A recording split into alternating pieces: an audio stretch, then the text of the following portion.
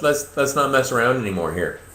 You've had an amazing year, an amazing season. Thank you. I saw you win in Augusta, Georgia, at the national championships in the hot, sweaty, brutal, atmospheric conditions there.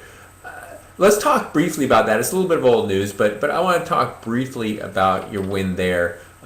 Came down to a bit of a bunch sprint, but I mean, how much of it was really an effort from you, not only physically but mentally too? Because of those conditions, it wasn't overly, for people who may not have known the course. It wasn't a super tough course. It wasn't an easy course, but it wasn't like long climbs or anything about like that. It was a lot of undulations. Right. But I mean, what do you think the deciding factor of that race was there, Robin? Honestly, I think it was attrition. It was the heat and the conditions, obviously, and it was just the length of the race played into who was prepared for that type of weather. And luckily, I say luckily because that's how I trained. Like you're from South Carolina, so it's disgusting out here in June, July, August. So I had plenty of time to kind of prepare for that. And I think I was talking to someone just the other day, and I think probably I took about like 13 bottles during that race.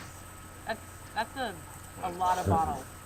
Like that's 3 or 4 every lap. And luckily I had great teammates there that kept me going, and they were feeding me bottles. And I mean, we only had a couple of us left there at the end, but you know, it's definitely like who was prepared for that type of day and who was prepared for that type of conditions.